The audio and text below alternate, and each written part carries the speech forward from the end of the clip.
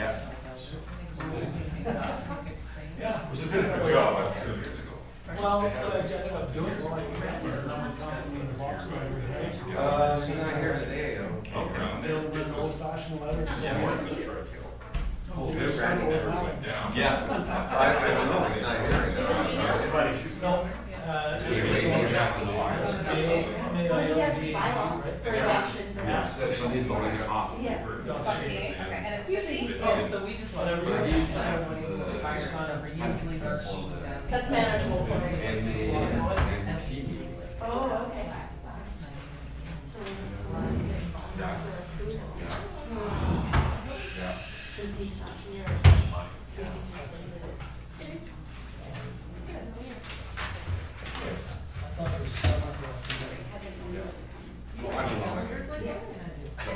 Well, I got a note saying, wondering if we can move it to 4 o'clock because it's a light agenda. And I never heard anything back, so I just assumed that it remained at 7 o'clock. Do you not get, you don't get stuff on your phone? No. Then the meeting request came out, though, it was at 4. And we're figuring to get the calendar. You don't have to accept it. It's all Rick is not gonna be here, and I don't know what Councillor Sidhu, so.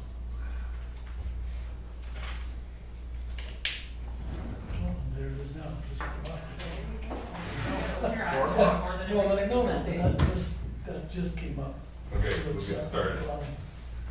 I'll call this regular meeting of council, Town of Oliver, Monday, July 26th, to order. Are there any late items to add to the agenda scale? No late items. Thank you. Can I get a motion to adopt the agenda as circulated? Second. Call the question, all in favor? Opposed? Motion is carried. There's a report. I guess I can welcome our new Chief Financial Officer, Alma Hammock, to her first council meeting. Thank you. Put you on the spot. Can you tell us a little bit about yourself, where you're from? What are your hobbies? I'm from Rossland, and I lived there for 5 years. Prior to that, I lived in Smithers for 20 and grew up in Fraser Valley. And I have 4 pretty much grown kids, and I like to kayak and hike, and happy to be here in Okanagan. Well, welcome. Thank you. Glad to have you here. Thank you. You've gone through a bit of a change. Smithers, that's pretty north, and Rossland, there's still some tough winters in the West Kootenays there a little bit, A so. lot of snow, mild, but a lot of Yeah. snow. Yeah. Was trying to make my way further south.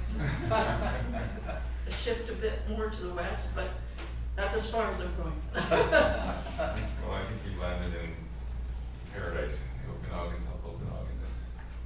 I mean, you can do everything. You can still ski, you can golf, you can bike, you can hike, and drink some wine, and go to the beach, and you don't have to shovel a ton of snow in the winter.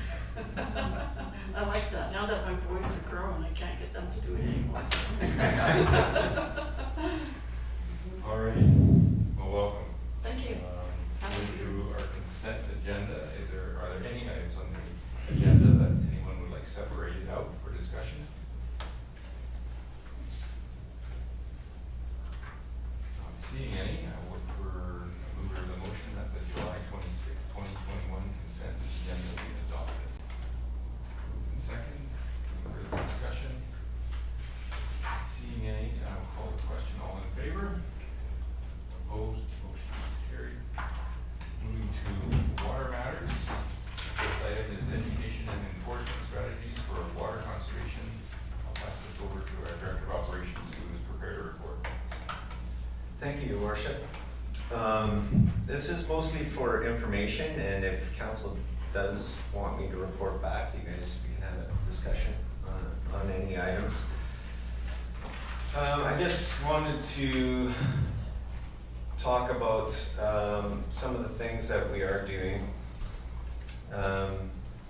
We did develop a drought management plan for many years. Some of the councillors that have been here for a long time, we didn't have one. We never had a water restriction bylaw either.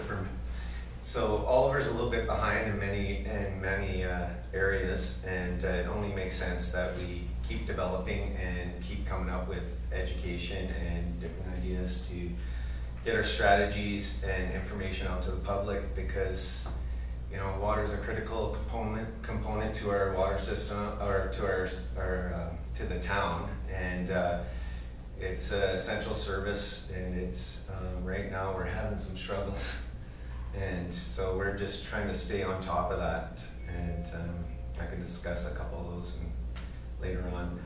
So we've developed a drought management plan. It gives us some ideas and some triggers that we can correlate to and see whether we need to put water restrictions out there or not.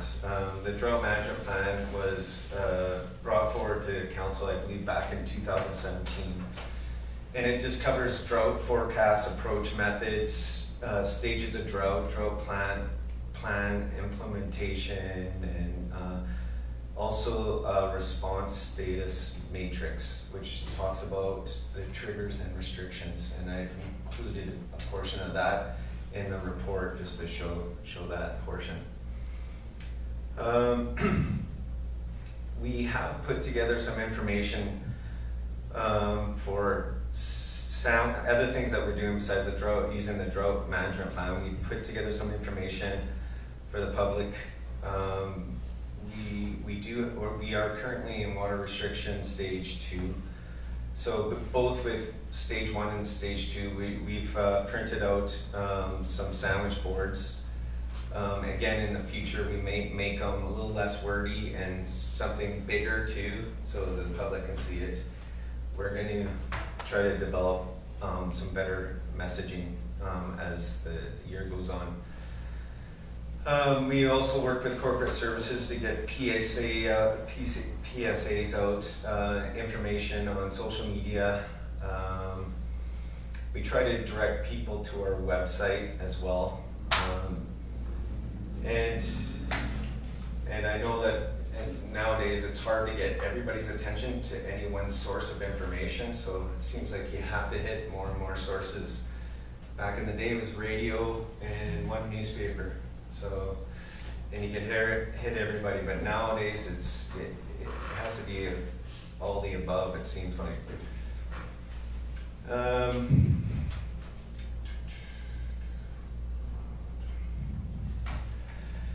So we've also, we've experienced, we try to educate the public when we can and when we have time. And I know that some of our water operators in the past have gone around and shut people's water off when they notice they have an irrigation break on their lines, or sprinklers heads are loosened off and they're mostly hitting the road and different things. And so we've always gone through and talked to people about those things, and then they make the adjustments, and then we go back and turn the water back on, right? So we have done that in the past, but right now I think we may have to educate people further. And we're working on some pamphlets at the moment, and we're going to start distributing them to staff and to Bylaw, work with Bylaw. And there is a $250 fine through Bylaw 1406, and that'd be kind of an extreme case. You wouldn't just go slap somebody with a fine. We'd want to work with them a little bit, give them an opportunity to make some changes if it's quite noticeable. And then there's another opportunity to just shut somebody's water off if we don't have time and time doesn't permit and they've already been spoken to, and to turn that water back on is actually $100. So we work with the Okanagan Basin Water Board as well, and their WaterWise Make Water Work program that the mayor has been involved in. And there's promotional, educational information, and they have a link, and we have a link to their website on our website, and it offers up a lot of good ideas for people. And What else are we doing? I think that's covering what we're doing right now. And currently I have to talk to staff further and figure out whether we need to carry forward a stage 3 water restriction. And I think what we're gonna do if we do go to stage 3, it would only affect non-agriculture water users at this point. Agriculture is, I understand, it's an essential part of this whole community and area. So we're just asking farmers to do what they can for now, but non-agriculture properties just need to get the hint, some properties anyways, and start watering on the days they're allotted. And if we do go to stage 3, it would be 1 day per week for watering, period. So it's a little extreme, but it may be necessary.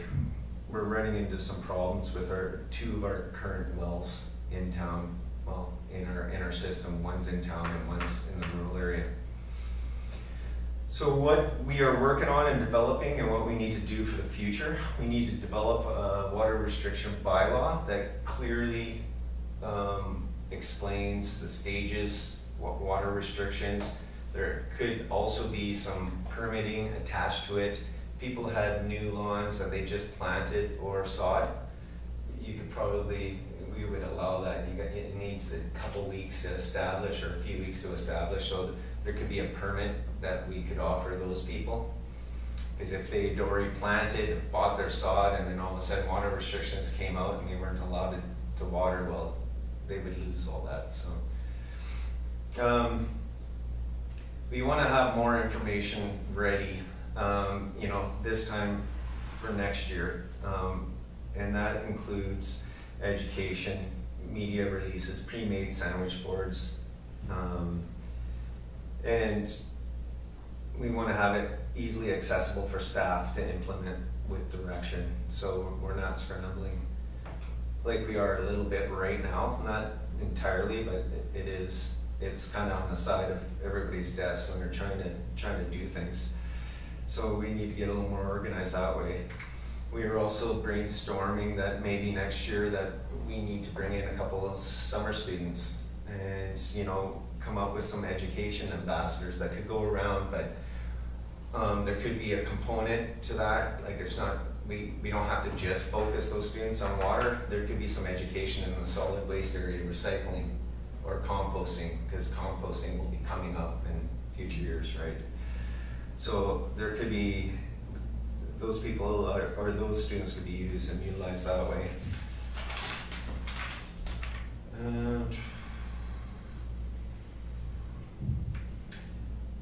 Yeah, and the reason why I bring in students right now, bylaw and current staffing levels, it's hard for us to drop what we're doing entirely, especially for short staff or people who are already on vacation or off on leave or for whatever reason. So yeah, a couple students may be, then that could be a discussion at budget time, and we can incorporate that in our budget, build a case. We've also, I just talked to our engineering consultant today. He was away last week, and we are gonna start considering a new well, future well and pump house, and we're gonna have to start looking at some locations and possibly do some pre-drilling and figure out the best possible areas are to create a new well. I mean, it's not a cheap component anymore. Time you drill a well and build it and do everything that you need to do, it starts climbing up there in price now. But we're finding that our operators are having a tough time right now. We're having pumps kick off because the well levels are getting too low, and they can only allow the well levels to get to a certain level, otherwise the pumps are affected. So the pumps kick off. So we may be able to adjust those a bit more, but the pumps, all of our domestic pumps right now are running too frequently at the same time. There's not enough time for the well to rest and the aquifer to replenish around the well. So that's why if you cycled in another pump house and another well in the future, there'll be a little more rest period between all of them, and it should help and keep up the demands in the future. If we come into another dry spell, which we certainly could do around here, then it would help us get through that. And I think I pretty much covered everything. There were some financial considerations, but that's more to do with for budget items, and we have those discussions when we get closer to budget, or when we're in budget. Consulting fees may actually be a little higher if we have to actually hire hydrologists and drill some wells if we decide to do that next year. I'll take any questions from council. I don't see any hands, so I'll start up first. Well, I think a key part of managing your infrastructure and having your infrastructure being able to supply water to the town is going to be through water management. That's probably the first thing that needs to happen. I know when you look at corporations like Fortis, I mean, that's why they have energy programs. They're trying to avoid building new dams, but at some point you're probably going to have to do a new well. So I'm curious about where we're at, not looking at our water table dropping, but before last year, for example, and there's lots of new properties in town and new houses being built, so there's new users coming onto the system. I'm just wondering where we were at in your estimation about percent capacity of our existing system. I haven't entirely, and we need to go through this and crunch the numbers, but what I can tell you is in recent years we are seeing during the drier summer months all the pumps kick on for an extended period of time at the same time. This isn't new, it's just that they're going longer this year because of the heat and lack of precipitation. So I don't have a percentage, and this is why we need to do some consulting next year and figure out, gather the information, and then discuss, where we can. I mean, building a pump house and everything may be, years out still, but or it could move up, and we could find some grant money. There's some grant money out there right now, and we're going to have a discussion on August 5th with our consultant about a few different grants that we can apply for. Yeah, with the timeline there, this isn't something you're going to fix tomorrow, so I think we need to start looking ahead and at what capacity we're at may be important when it comes to funding, whether we can fund it out of ECCs if those are available. Grant funding for water seems to be readily available. It was the challenge we had with the siphon is not being able to get any money because it was irrigation for agriculture, not fresh water. But yeah.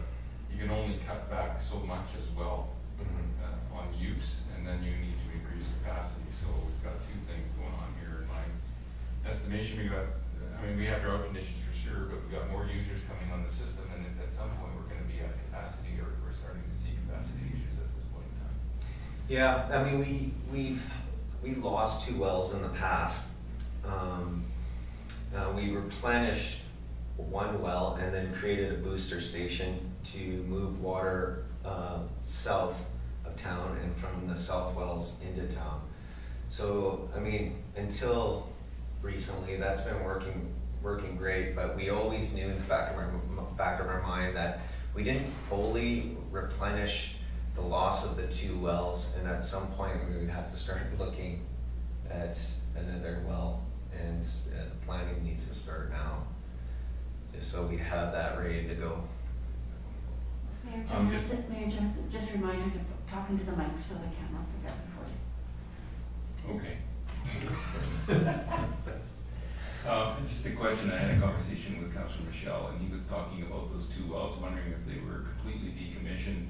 He had indicated that there was a time where those wells were put back in use for high flow volumes. I'm not sure if you could just tell us on the status of those 2 wells that were shut down, and whether there's testing that can go on to determine if maybe that issue, I imagine it's not, but at one time it didn't have uranium or didn't have the levels of uranium in it, and then it did, and who knows, right? Well, I'll give you a little bit of a history. I did talk to Councillor Machial as well today, because I didn't know if he was coming or not, and I had to pick his brain. I had to learn a little more about fruit, right? And you know, and the needs of the farmers and stuff too. So I was asking him a few things. We did have this discussion, and uranium has always been in the Lions Park and CPR wells. It was always there. And what changed were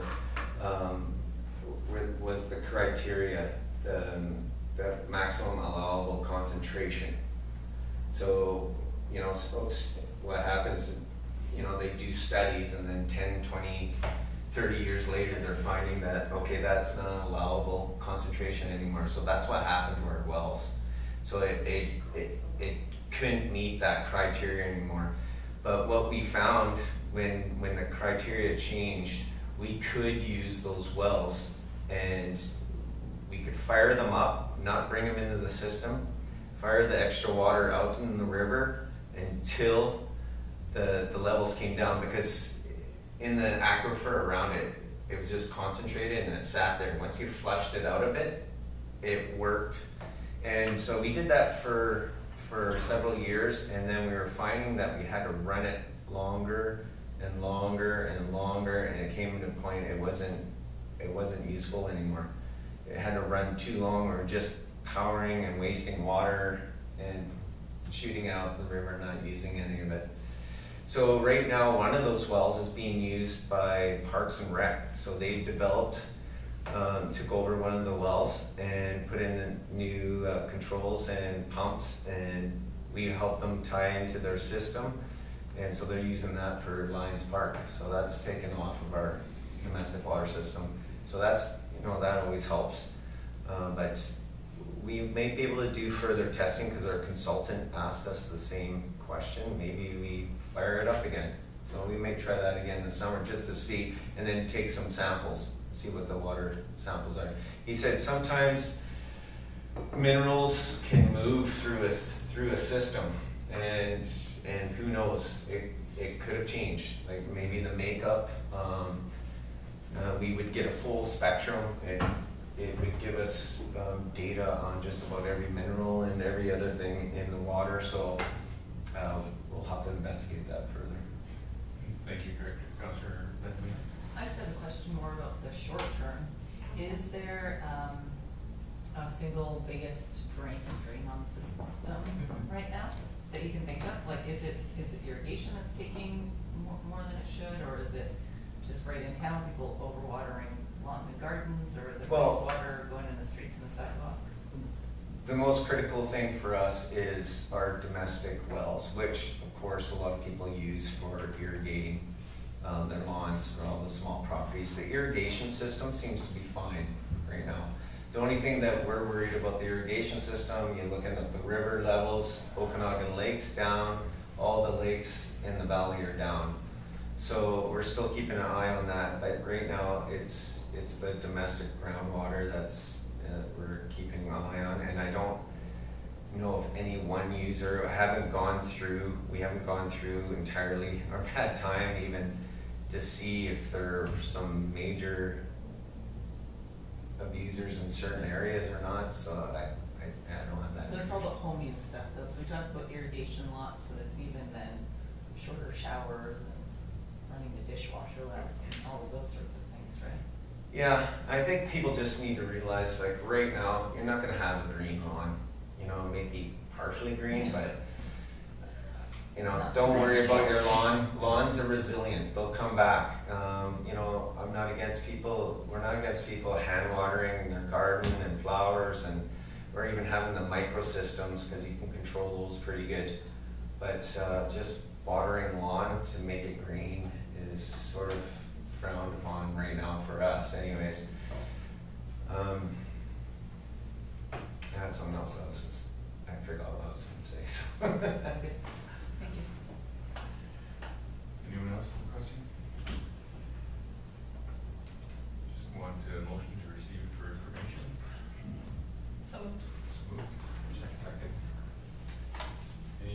discussion?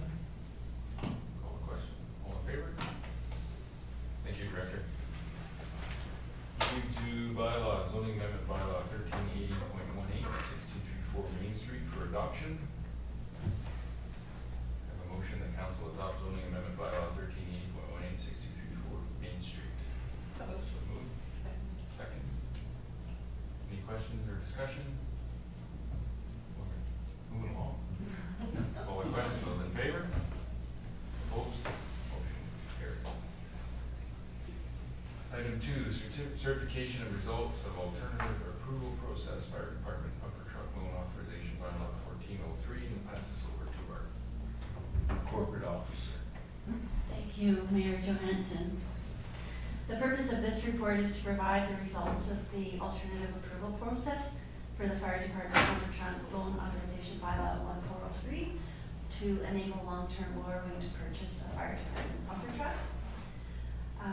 To seek elector assent, as you recall, council approved the AAP process with a deadline of 4 p.m. on July 12th for eligible electors to submit a elector response form in opposition to the bylaw.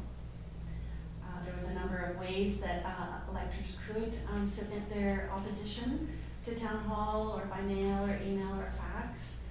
We did print notification in the local paper to meet the requirements of the community charter. At the deadline of July 12th, 4 p.m. of the AAP process, there were 0 elector response forms submitted to the corporate officer. And given that there were no responses and they didn't surpass the 10%, electoral approval has been achieved. Therefore, a referendum is not required, and council may proceed with final adoption of the bylaw. So the recommendation before council is that based on the certification of results of the alternative approval process for fire department pumper truck loan authorization bylaw 1403, council hereby gives final reading and adoption to fire department pumper truck loan authorization bylaw 1403. It should be noted that the implication of this is that there is a 1-month washing period for the bylaw where people can still oppose, and once that period's over, I can submit a certificate of approval to the inspector of municipalities, and following their estimated timeline, we should hear in the early fall by the inspector of municipalities. Once that's completed, then council needs to pass a resolution for a municipal security issuing resolution that will submit to the regional district open audits company to be included in their next security issuing bylaw that will go through further adoption at the regional level. Any questions for the corporate officer? Councilor Grace. Thank you, Worship. Through the corporate officer. So with this 1-month period, I guess for feedback from the public, can that overturn the results, or is that just more for council's information to consider? It doesn't change the results of the AAP, but it definitely gives council more information. I don't know if I can ask our CFO if she's ever had a bylaw quashed. I don't know if I ever have. No, I haven't. No. I haven't experienced that. Yeah, Oh, possibly. you can go to the court, ask a Oh. judge to quash it. Thank you. It's knowledgeable. Thank you. Councilor Schwarzenberger. Thank you. I was just gonna say, this is, in 8 years, this is probably the least controversial issue we've ever had before council, and we didn't get a single opposition, a single vote of opposition, so it's good to see that people are, see the need, for sure. Can I get someone to move the motion? Second. Any further discussion? Call the question, those in favor? Opposed? You want an opposition?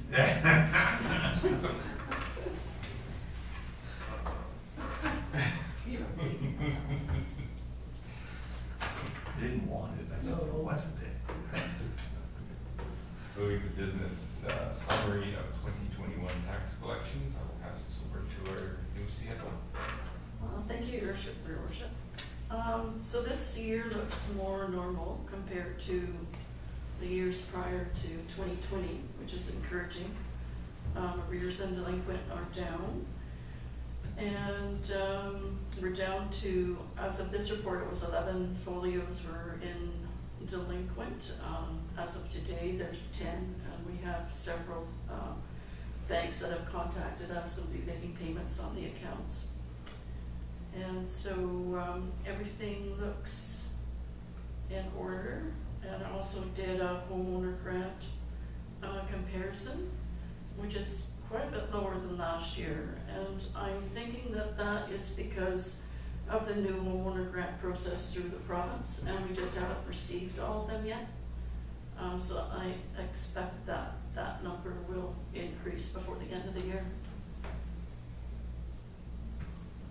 Councillor Benjamin? Thank you. I had a question about that portion of the report, the homeowners grant. So if we haven't received them because of the filing, however that worked this year, did people, when they came in to pay their taxes, pay the full portion and they'd be looking to get a refund, or they only paid and expect to get the grant?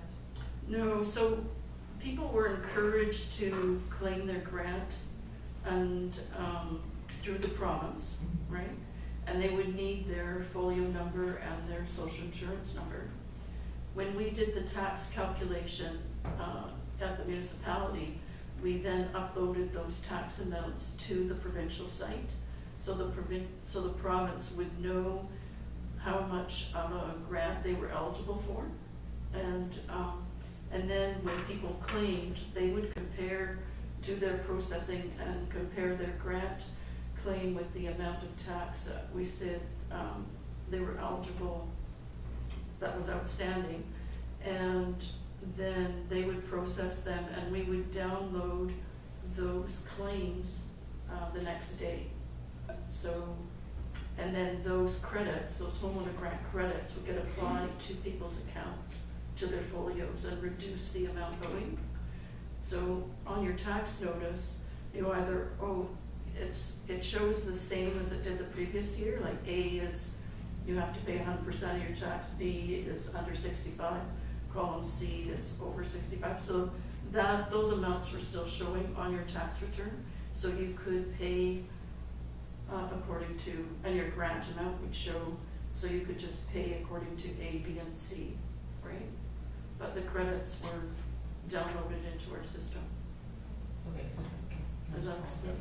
So for clarification, because when I did mine, I applied online ahead of time, like the week before I came in or whatever. By the time I came in, the credits were already in the system. They could see that I had been approved. I guess that's how it worked. So I'm just trying to understand. Did people then say it had? Yeah. Okay, yeah. So did people come in and say, I've applied for, B, and this is all I'm supposed to pay, and you're still waiting for the credits to be received in the system from the province? Is that? I'm just trying to Well, understand. some aren't coming through as quickly as some of the others. Like most of them are coming through, but we know that there's some people, because we've sent out overdue notices, and they have grants outstanding, like grant amounts outstanding, because they paid the correct amount if they would be eligible for the grant. And when you check their status, if you type in the confirmation number, you can check their status, and it'll say on the provincial site that it's pending, right? And so we've applied the penalty because that grant amount is outstanding. But let's say, so after July 2nd, that grant gets approved, the date that comes back to us is the actual transaction date that they first applied, not the date that the province accepted it. So when we see that transaction date come through now, that we can reverse the penalty, because it's not the homeowner's fault, right? They applied in time. If they applied after July 2nd, they'll still have the penalty. So it's just timing. Okay. Yeah. Thank you. Yeah. I have one question, just on the second sentence in the background there. It talks about collected 93% of current levy, which is higher than 2020. And then it says 2021 collections are not as high as pre-COVID years. I was just wondering, I couldn't understand that. Well, so the percent of current collected So if you look at 2019, we billed out 6.9 million, and by the July 2nd due date, we had collected 96% of that levy. And that levy includes all taxing authorities, right, not just the municipal tax levy. But in 2021, we only collected 93% of the current tax levies. So that says that, you know, people are deciding not to pay for one reason or another, right? You would expect that number to be fairly consistent. You know, you can see 2017, 18, 19, it's 96%. And I can't really count 2020 because the penalty was delayed for the business class to September 1st, so that's kind of an anomaly. And the only other thing I can think of why it might be different, you know, besides hardship, is perhaps that we're doing a 5% and 5% penalty. We're doing 5%, you know, July 3rd and 5% on September 1st. And I think before you had 10% levied on July 3rd. So people might be thinking, well, maybe I'll do installment payments, right? Maybe do part of it now and part of it later, or defer it, or it's hard to know. But our revenue is enough for us to be able to make our payments. Oh, for sure, yeah. All the Yeah, that's not an issue at all. Okay, thank you.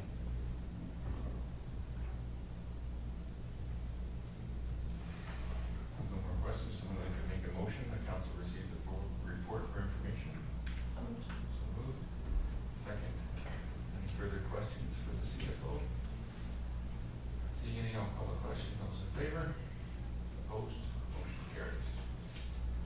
Item 2, declaration of state of local emergency in Inkaneep Creek Fire. I'll pass this over to our corporate officer. Thank you, Your Worship. The purpose of this report is to seek Council's resolution to acknowledge the declaration of state of local emergency for the Inkaneep Creek Fire. As you recall, on July 19th, the Inkaneep Creek wildfire on the Osoyoos Indian Band's land was in close proximity to the town of Oliver and was an imminent threat to life and property. The initial evacuation alert area encompassed the eastern portion of the town of Oliver, and the decision at that time was to declare a state of local emergency. As time wore on that evening, the evacuation alert area was significantly decreased, resulting in 20 properties in the town of Oliver being placed on alert. So the act requires that council receive the the declaration of state of local emergency, and they acknowledge the expiry date, and the expiry date is today, July 26, 2021. So the recommendation before council is that the declaration of state of local emergency order, the recommendation is very long. I can read that for you if you would like. Thank you.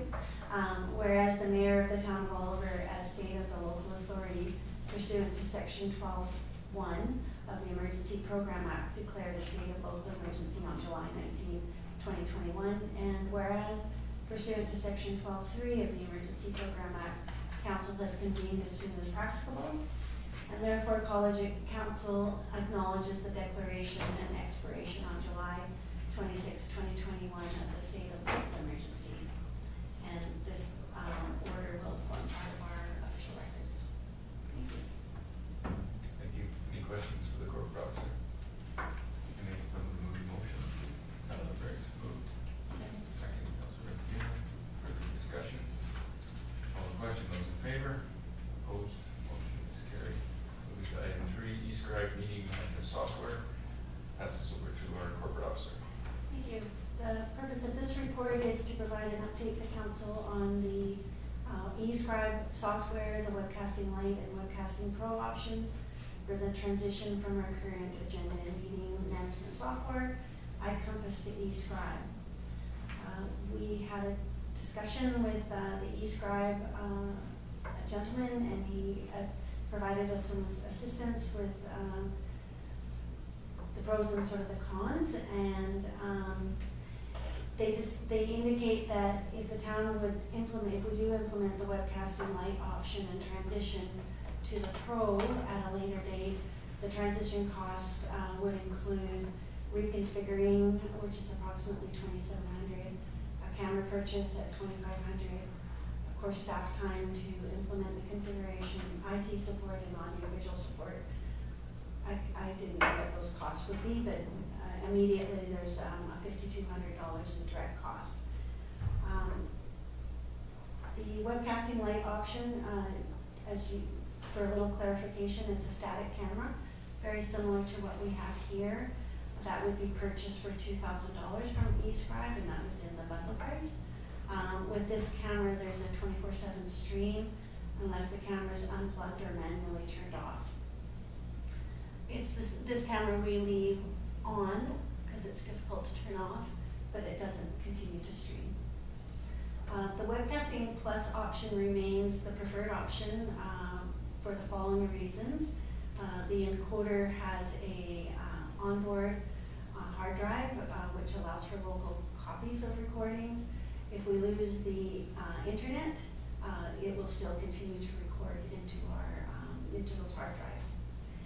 An additional bonus is if we're in an open meeting and we move to close, we can quickly apply what's called a splash screen, and it blacks out the meeting and turns off the audio. With webcasting light, we would have to use the ladder, go up and apply the cap, the lens cover on it, and turn down the sound. This does leave a little room for error.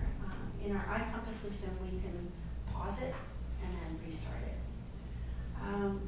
Also, we can manage remote and hybrid meetings, which is great. If we had a public hearing, a controversial matter, and we are at the community center, we can continue to webcast that meeting and utilizing the Zoom feed. Is that right? Yes, thank you. Also, the point tilt zoom camera, you see we have our new TV, our TV's back. So that camera, we would put in a couple of settings. That's what our IT person's recommending, and it could be to that camera and to the council table, or maybe to the mayor. So it would just have presets, and we would just hit the buttons and it would zoom in and out. So when the Director of Development Services, he has the most presentations, that camera could zoom right into the TV and people will be able to see it. Right now it's difficult to read the text that's on the camera. That's my presentation. I can take any questions, and Michelle's willing and able to, because she's been talking to them more than me with the wildfire that I've been dealing with. Thank you. Questions? Well, I would just say that I've thought about it, and I think the Webcast Plus option is the way to go. I think the reasons are quite clear, that there's a lot of good reasons there, and with the options that you put out there, but I think the biggest one for me is the Community Charter and Local Government Act, and us making sure that we don't have a loss of recording so that we can operate functionally, besides all the options that make working with the camera system a lot easier. I think that's probably the number one for me, and I would support the motion to go with Webcast Plus. Councillor Schwarzenberg? Thank you, Worship. I agree, and I'll move the proposed recommendation that's on the screen. Move second. Any further discussion? Seeing any, I will call the question. Those in favor? Opposed? Motion is carried. Moving to correspondence. Corporate Officer. Thank you. Two pieces of correspondence for council's consideration. One being from the Legislative Opposition Party, outlining some meeting options for the UBC convention. So the resolution is that council may direct staff to set meetings with the official opposition, or you may receive and file. Any thoughts on this one? Move second. Any further discussion? Seeing any, I'll call the question. Those in favor? Opposed? Motion carries. Thank you. And while we have this on the table, the opportunity was discussed at staff level, that with our chambers, I know during the virtual convention last year, we tried to utilize the Frank Venables Theater and invited Asurias up, but we thought maybe there's an opportunity where council may wish to use this room, and if that's the case, we can book it as your meeting space, and then, you know, it would take a little bit of things where we could organize, you know, some lunches and stuff, so that's just for your consideration. No, there wasn't any specific correspondence, but we thought we'd bring it forward for your thoughts. My only thought was, do we need a motion to use the council chamber? No, not at all, but just, you know, that we just wanted to have that direction from you, and then we would organize any dinners and that sort of thing. Councillor Redfield? I like the idea. I'm finding it harder and harder to sit at home in front of a screen for like 8 hours for 4 days in a row, so I like to be able to have the chit chat back and forth. My only question was how many people are planning on attending the virtual AGM? To us. Well, I will attend, but I think the reason I will attend is really to attend any meetings we get with ministers. Right. I'm kind of zoomed out, and whether I'm at home or here, I'm still watching a webcast, so I would assume we'll get some meetings with ministers, so I will attend some of the conference. Councillor Grace? Thank you, Worship. As far as I know, the meetings with the ministers are gonna take place prior to the convention, I think, so it's in the December timing. I mean, I like the idea of meeting in person, but it's, I can't say I'll be here all the time for sure. I might have to go to work, which is, again, the unfortunate reality of doing this by Zoom now. Councillor Schwartz, you have your hand? Yeah, I did, thank you, Your Worship. I was just gonna say the same thing, the minister meetings are supposed to be the week before, and that they would be great if we could have them here in council chambers, so as many of us could come as possible, even though I'm not planning on attending UBCM this year. Councillor Redfield? I was just gonna say, I like the idea of the minister meetings in here. Don't go ahead and book council chambers just for me for the entire week. We'll chat amongst ourselves and figure out what we're gonna do. Maybe a day or two if things look really exciting and something that we wanna have a chat back and forth. You'll be waiting a long time for exciting. I learned a lot. I'm a councillor. Thank you.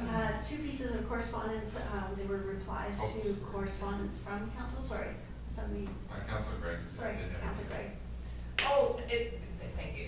I was just going to suggest that because we have resolutions going forward, that may be where some of us who have put them forward might want to join, even if we're not part of the conference, to speak to our resolutions. I don't know if we can speak to it if we're not actually a delegate. Whisper in the ear of someone who's registered. Yeah. Say yes. Yes, exactly. But I'm quite open to that, so that was my comment. Thank you. Sorry for interrupting, Councilor. No problem. So a couple of pieces of correspondence that are just replies to prior correspondence that council sent to Minister Farnworth and then Minister Hadju.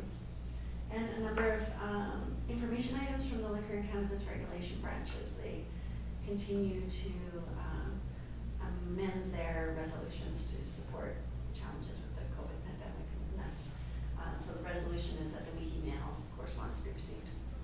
So moved. So moved. Second. Any further discussion? Call the question. Those in favor? Opposed? Motion is carried. Moving to council reports. Councillor Benjamin? Thank you, Worship. The only official things on my list this time around are from Friday, where we had the Oliver Crime Watch photo in the morning, and it was nice to be able to take the opportunity to thank them for the work that they're doing in and around the community.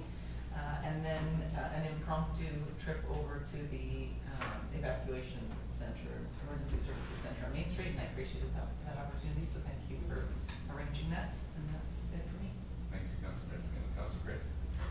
Thank you, Worship. On Monday, July 19th, I attended a 100 by 100 planning committee meeting. So we discussed the week of events that will be taking place a little longer than a week, actually, from August 13th to 22nd. So there's going to be many small events throughout the community.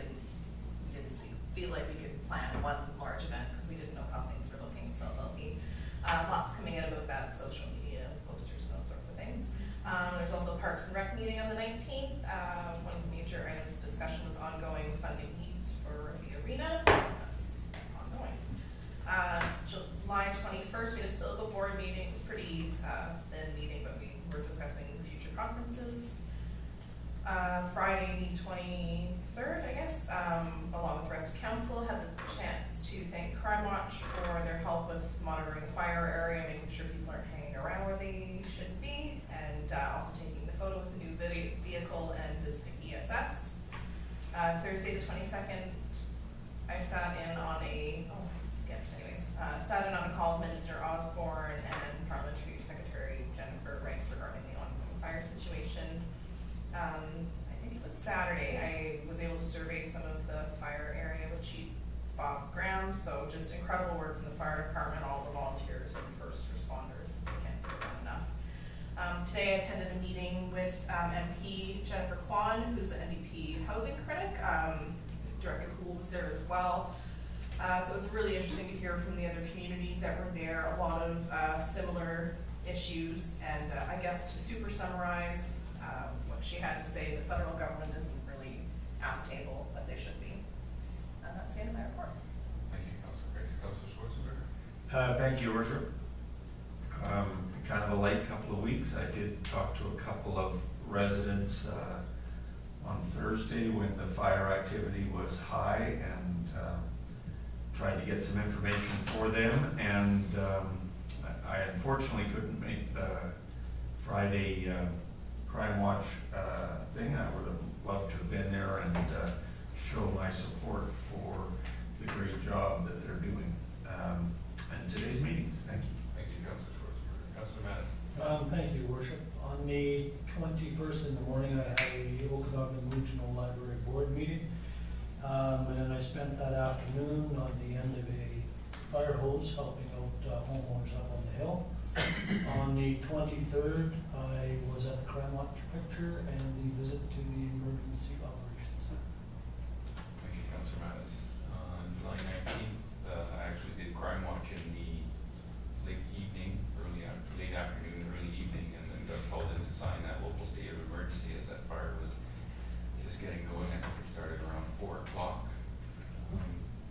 Been very busy since then. I can't even venture to guess the number of media calls and briefings and different things and interviews that I've had to be involved with since, but it has definitely tapered off now that the fire has moved a little further to the northeast and the southeast. Still an issue in Asuyas a little bit, but I understand OIB has rescinded a number of evacuation orders in our area near the town of Oliver, so that's good that things are looking better there. July 22nd, RDOS, and also on a conference call with Minister Osborne to discuss emergency fire management needs. July 23rd was the Crime Watch vehicle photo. Also visited the ESS reception to thank volunteers. And I also took advantage of an opportunity to tour the fire area with our fire chief, considering that Thursday was quite the night with the sky lit up with fire. It was nice to go out the next day and have a look around and see that a lot of it was back burning and management of the fire, and a lot of houses that I thought maybe were being impacted were not being impacted. So it did give me a better sense of what was going on and maybe calm some of the concerns I was having as well. And that's it for me. Our next meeting is August 23rd. Regular open meeting. Our August 9th meeting has been cancelled, and acting mayor schedule for July and August is Councillor Grice. We'll ask if there's anyone from the public that has any questions. Do we have access to anyone that's zoomed in? No. Okay. Then I will look for a motion to adjourn. Moved and second. Call the question. All in favor? Opposed? Motion takes carried.